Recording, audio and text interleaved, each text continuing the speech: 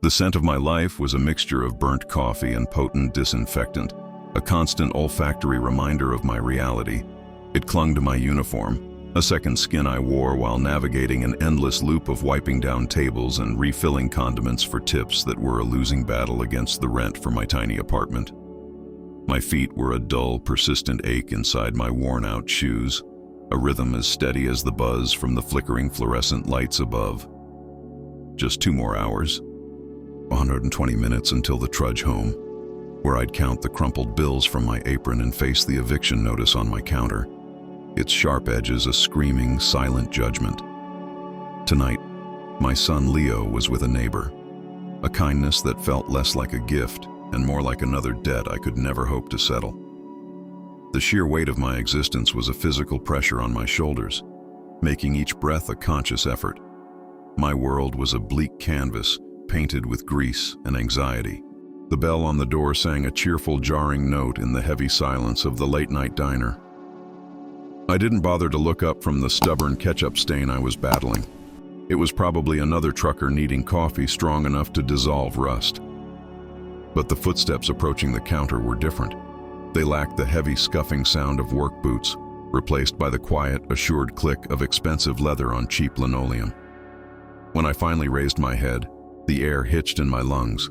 He was a paradox, a figure of sharp, dark sophistication dropped into the grimy setting of my life. His black suit was so impeccably tailored, it seemed woven from shadows and molded to his body. Rain glistened on the shoulders of the fine wool, and a single drop traced the hard line of his jaw. But it was his eyes that ensnared me. They were the color of a gathering storm, a deep, turbulent gray, and they swept across the empty diner with an unnerving focus, as if calculating every potential threat hidden in the cracked vinyl booths. He was bleeding. A dark, damp stain was slowly blooming on his crisp white shirt, just below his ribs. He moved with a rigid, controlled poise, a stillness that suggested immense power held tightly in check. He slid onto a counter stool with economical and precise movements. He didn't glance at the menu or even truly at me. His focus was locked on the rain-streaked street outside. The atmosphere around him vibrated with a tension that made the hair on my arms stand on end. It was an aura of danger, a tangible force that seemed to leach the warmth from the room. I swallowed hard against a suddenly dry throat. "Coffee?" My voice came out as a thin, reedy sound. He finally turned his head, and those stormy gray eyes fell upon me. For a second, I felt like a specimen under a microscope, every one of my flaws and fears exposed and catalogued. "Whiskey," he said, his voice a low growl, rough like stones grinding together. "And your first aid kit." My mind went completely blank. We only have adhesive bandages and aspirin." A flicker of something, annoyance or perhaps a dark amusement, danced across his face. He reached into his jacket with a slow, deliberate motion and placed a thick stack of cash on the counter. The sum was dizzying. It was more than I earned in half a year. It was rent, groceries, and new shoes for Leo. It was a lifeline. "Then bring me the bandages and the whiskey." It was an order, not a request. The bell chimed again. A second man entered, this one older, with a flushed face and a suit that was costly but didn't hang right on his frame. He was visibly agitated, his eyes nervously scanning the diner. He spotted the man at the counter and offered a wobbly smile that never reached his eyes. "Julian," he boomed, his voice unnaturally loud. "I was starting to think you weren't going to make it." The man named Julian didn't turn around. He simply observed the newcomer's reflection in the polished chrome of a napkin dispenser. "I am never late, Dimitri." My heart pounded against my ribs as I moved to the back. This was bad. This was all kinds of bad. I grabbed a bottle of cheap whiskey from a low shelf and the dusty plastic first aid box. When I got back, Dimitri was perched 2 stools away from Julian, wringing his hands. The tension between them was a palpable force, a high-frequency hum just beneath the threshold of hearing. My hand trembled so much that the amber liquid sloshed over the rim of the glass as I poured the whiskey. I slid it over to Julian, alongside the pathetic first aid supplies. Julian picked up the glass, his long fingers closing around it. He still hadn't looked directly at Dmitri. "You brought something for me," Julian said, his voice devoid of inflection. Dmitri reached into his own coat, but the movement was too quick, too sudden. It wasn't the smooth motion of someone retrieving a wallet. My blood turned to ice. From the corner of my eye, I caught the glint of dark metal. A weapon. Everything seemed to shift into slow motion. The steady drip of a faucet, the electric hum of the neon sign, the sheen of sweat on Dmitri's upper lip. Julian's gaze remained fixed on the reflection, his body tensing like a predator about to strike. He knew, but Dmitri had the upper hand. I didn't think, I just reacted. My body, conditioned by years of balancing heavy trays and dodging oblivious customers, moved on pure instinct. I snatched the pot of day-old coffee from the burner. It was scalding. With a cry that was equal parts terror and rage, I threw it. The searing black liquid cut through the air, and for a heartbeat, the diner was filled with the acrid smell of burning coffee as it hit Dmitri squarely in the face. He shrieked, a high-pitched sound of pure agony, dropping the gun as he clawed at his blistering skin. In that instant of chaos, Julian exploded into motion. He was no longer a man, but a blur of black shadow. He launched himself from the stool, one hand grabbing the front of my apron and hauling me down behind the counter with him. The world became a confusing jumble of linoleum, and the scent of his expensive cologne mingled with the metallic tang of blood. A deafening crack echoed through the space as the dropped gun discharged, obliterating the glass pie case behind us. Shards rained down like sharp, glittering ice. We were huddled in the cramped space, his body a hard, warm shield in front of me, his arm a band of steel around my waist. I could feel the heat of him, the solid muscle under his suit. He was breathing hard, a controlled sound in the sudden ringing silence. On the floor, Dmitri was moaning. "Don't move," Julian whispered, the gravelly command right beside my ear, his breath warm on my skin. I pressed my hand to his side, trying to stem the bleeding from the wound I'd seen earlier, and my fingers came away slick with warmth. He flinched with a sharp intake of breath, and his hand shot out, seizing my wrist. His grip was like iron, not painful, but absolute. He locked his gaze with mine, and in the turbulent depths of his gray eyes I saw not just danger, but a flicker of something else. Surprise. Evaluation. He glanced at my hand, then back at my face, and didn't let go. The distant wail of sirens began to rise, a sound that should have brought relief but instead sent a fresh jolt of terror through me. Julian released my wrist with a swift, decisive movement. "We're leaving. Now." He got to his feet, ignoring the groaning man on the floor. He snatched the roll of cash from the counter and stuffed it into my apron pocket. "For the damages." "I can't just leave," I stammered, my mind spinning. "The police." He turned, and the look he gave me erased all protest. It was an expression of cold, unchallengeable authority. "You are leaving with me. That isn't a choice." He took my arm, his grip firm, and steered me toward the back door, away from the approaching sirens, away from the shattered pieces of my miserably predictable life, and into the rain-soaked darkness of his world. He guided me into the back of a black sedan that seemed to have materialized from the alley's shadows. The inside smelled of rich leather and cold metal. An older man with silver hair and a face that looked carved from stone sat at the wheel. He said nothing, his eyes meeting Julian's in the rearview mirror in a moment of silent understanding. Julian collapsed into the seat next to me, his head falling back against the leather, his brow slick with sweat. The injury in his side was obviously worse than he had let on. He pulled a dark piece of fabric from his pocket, what looked like a silk tie, and handed it to me without a word. "Here," he said, his voice tight with pain. Then he faced me.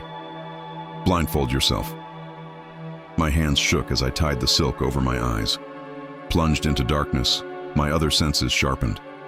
I felt the powerful engine's vibration as the car pulled smoothly into the street, the soft give of the seat, and the intense heat radiating from Julian's body beside me.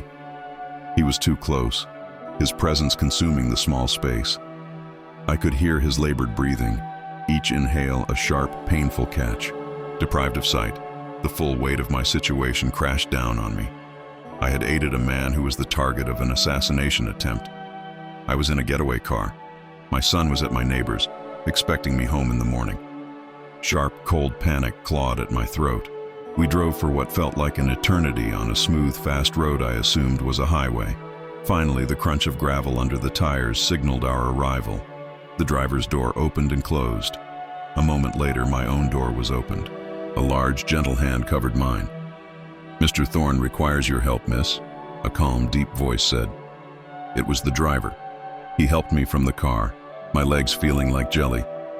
He led me up a wide set of stone steps, my hand resting on his arm. The air here was different, clean, crisp, and fragrant with pine and damp earth, a universe away from the city's smog.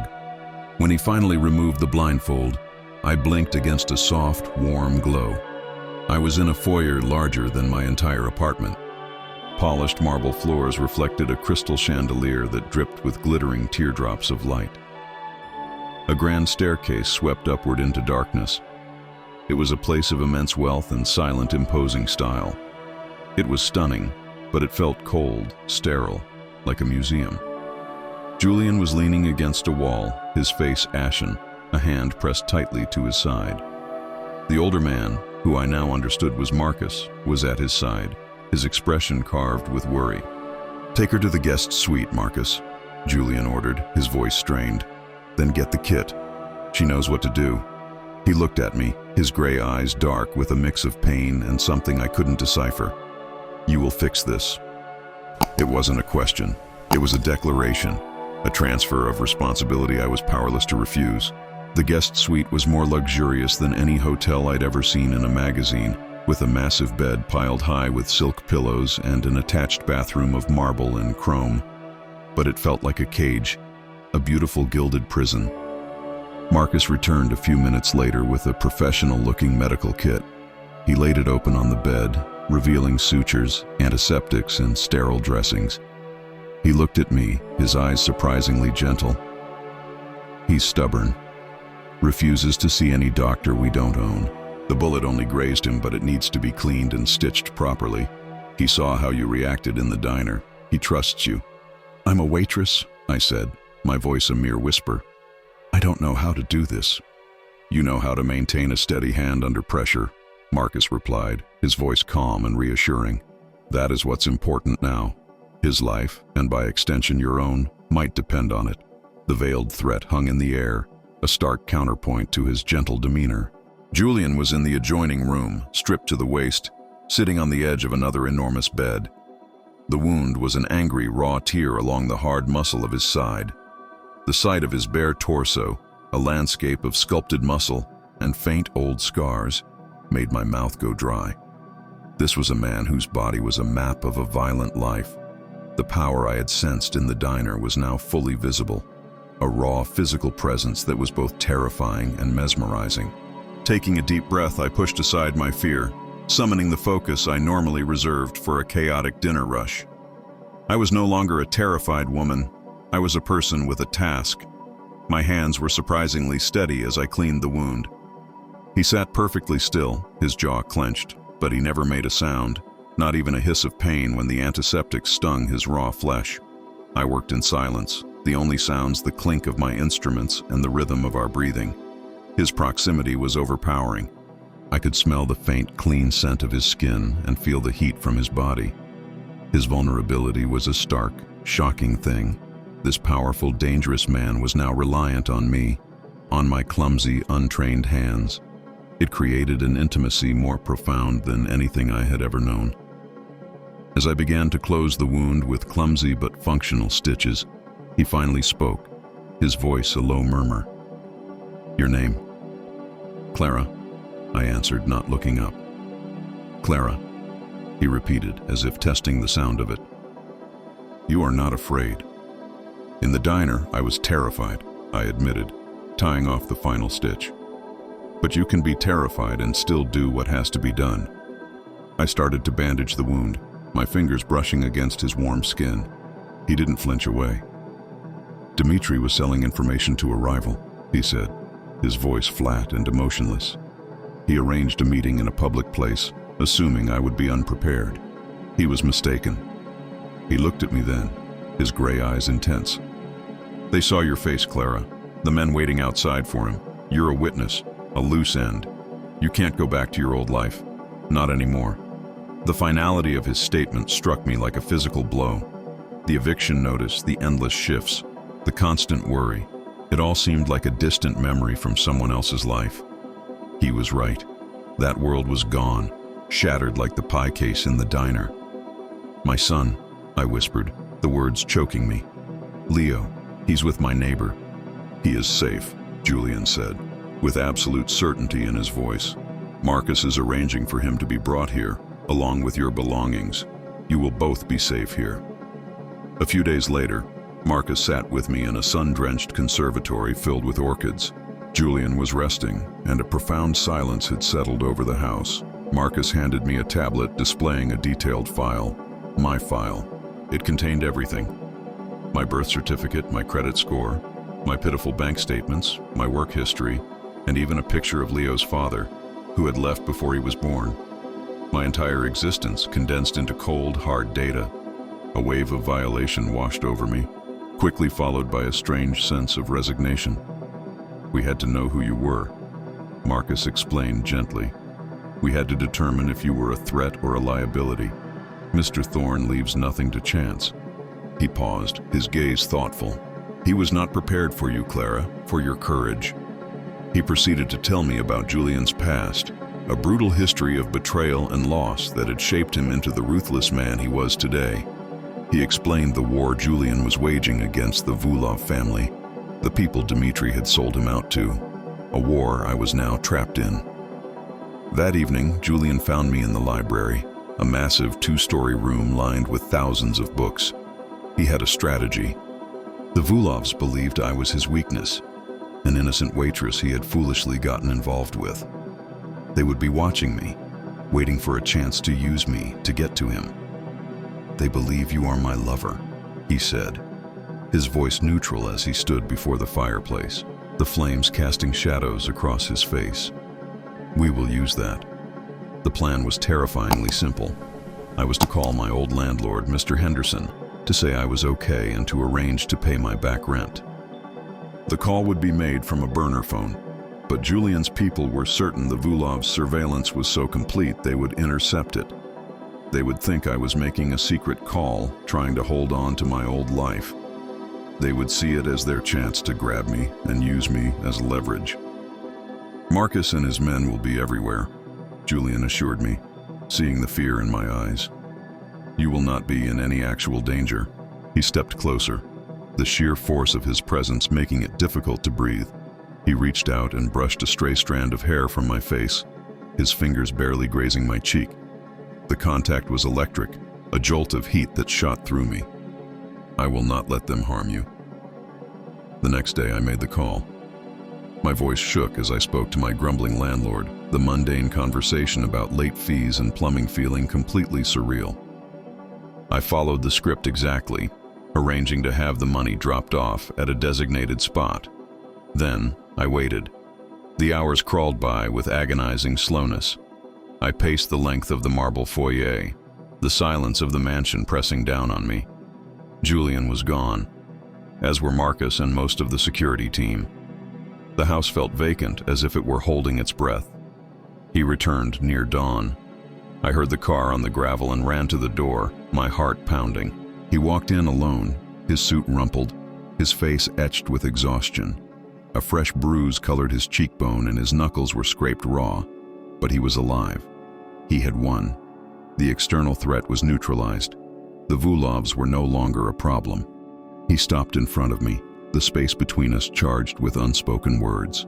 He looked down at me, and for the first time, the storm in his eyes seemed to quiet, revealing something deeper, something vulnerable. "It's over," he said, his voice rough with fatigue. "You are safe." The following day, he presented me with a choice. He stood before me in his study, morning light streaming through the tall windows. On his large mahogany desk lay two items, a bank book and a set of keys. The account contains enough money for you and your son to live comfortably for the rest of your lives, he said, his tone formal and businesslike. You would be free to go anywhere to start over. No one would ever bother you again. Marcus would handle all the arrangements. He pushed the bank book across the polished desk toward me. That is one path. Then he tapped the keys. They are the keys to this house, or you can stay here, with me. He didn't elaborate. He didn't have to. The offer was clear. Return to a normal, safe life, or embrace this dangerous, opulent, and intense new reality. I spent the day deliberating, wandering through the silent, beautiful rooms of the mansion. I thought about my old life. The constant gnawing anxiety about money, the loneliness, the feeling of being invisible. Just another tired waitress, scrubbing stains at 2 in the morning. That life hadn't been safe. It was a slow death by 1,000 tiny cuts. Here in this gilded cage, I had felt more alive, more seen than I had in years. I thought of the terror, but I also recalled the surprising gentleness in Marcus's eyes, the profound intimacy of stitching Julian's wound, the protective warmth of his body shielding mine.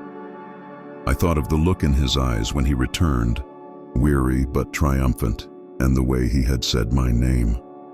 The decision, when it came, felt less like a choice and more like an acceptance of a truth I already knew. The misery of my past was a guarantee. The danger of this future was a risk, but it was a risk that came with a powerful, undeniable connection. I walked back to the study. Julian was standing by the window, gazing out at the sprawling grounds. He didn't turn when I entered. I walked past the desk, leaving the bank book untouched, and picked up the keys. Their weight felt solid and real in my hand. I went to the phone on his desk, the one for the secure internal line, and dialed the number for Leo's room, where he was happily playing with the nanny Marcus had hired. Hearing his cheerful voice on the other end solidified everything. This was his home now, too. After I hung up, I took out the burner phone Julian had provided, found Mr. Henderson's number in the call history, and held my finger over the delete button. It was the last link to the world that had been slowly crushing me. I pressed down, erasing the contact, erasing the past. I had chosen the storm over a slow, quiet drowning. And for the first time in a very long time, I felt the unmistakable, exhilarating thrill of hope.